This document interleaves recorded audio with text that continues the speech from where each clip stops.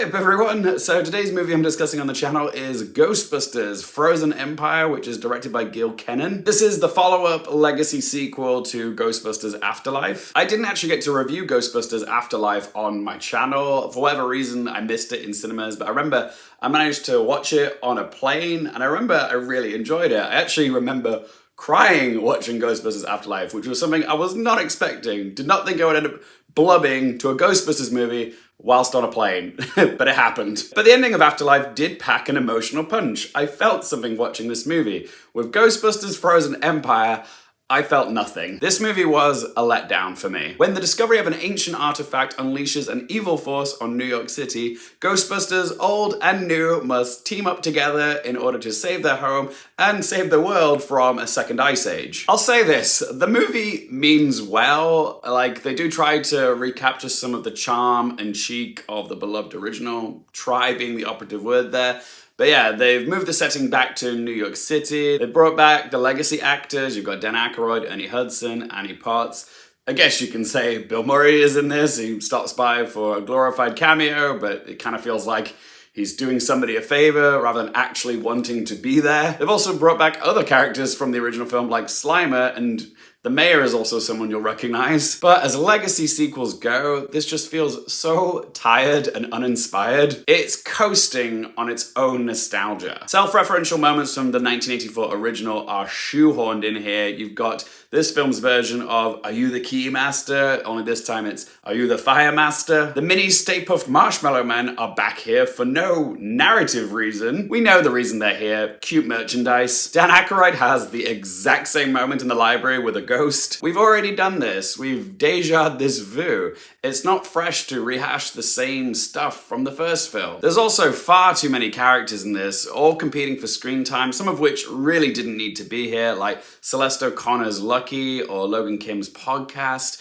They added nothing to this film. Like, you could take them out of the film and the film would still be exactly the same. They're just unnecessary. Carrie, Coon, and Finn Wolfhard feel like they're in this film because of contractual obligations, because their characters barely have anything to do. They felt like dead weight. James Acaster's also in this as some new scientist character, and he felt completely pointless. The only character that gets something even remotely substantial to work with here is McKenna Grace as Phoebe. She forms this unlikely friendship with a ghost called Melody, played by Emily Allen Lind. This whole subplot is shooting for sweet and sentimental, but honestly, I found it kind of dull. This is a Ghostbusters movie, for God's sakes. Why am I not having more fun with it? The humor in this film is more miss than hit. So many jokes in this just didn't land, but God bless Paul Rudd for being Paul Rudd and doing his darndest to try and make this film, like, slightly fun. There's also some pacing issues with the film. Like, after the first opening ghost chase in Manhattan, the next hour of the film felt like a real slog. And then when the film builds to the big climax, it was just another generic Skybeam CGI schlockfest, okay?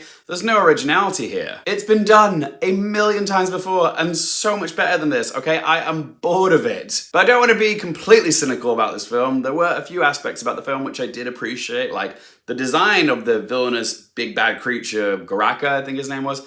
That was really cool. He looked very menacing with his pointy horns and his Freddy Krueger fingers. But again, even though the design of Goraka was impressive, it's not like he is a villain for the ages, okay? His motives are pretty standard. Oh, I want to freeze the world, I want to destroy the world, okay? It's been done before so many times, and it's not like you get to know him on a personal level, okay? But I will say this, I took my partner Glenn to see this movie last night, and he's never seen a single Ghostbusters movie before this, okay? God, what a crappy one to start with though. But yeah, he actually ended up enjoying himself. He thought it was okay. And if Frozen Empire inspires him to maybe check out the original Ghostbusters, then yeah, that's something that I can take away as a positive. So let's ask them 3 questions. Firstly, would I watch this again? Nope, just no. Question 2, do I recommend it for you guys? Do I recommend this movie?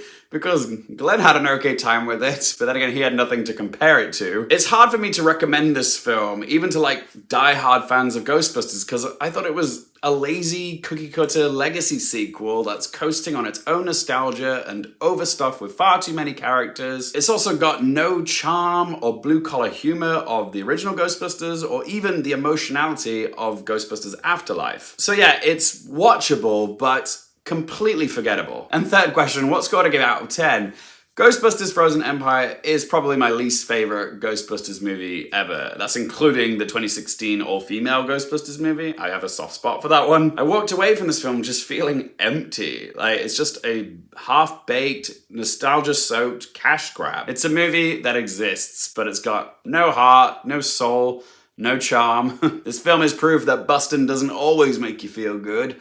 So I'm gonna give Ghostbusters Frozen Empire a score of 3.5 out of 10. But as always, guys, it's just one bloke's opinion. I would love to hear from you. Have you seen Ghostbusters Empire? If you have, what do you make of it? Am I being too harsh on it? Whatever you have to say, let me know in the comment section down below. If you've enjoyed the video, help me out with a little thumbs up button. For more movie, TV, and Oscars related content, don't forget to click subscribe. And as always, thank you guys so much for watching. For more things related to movies, TV, the Oscars, and popcorn culture, I'm Luke Hearfield, and I'll see you next time.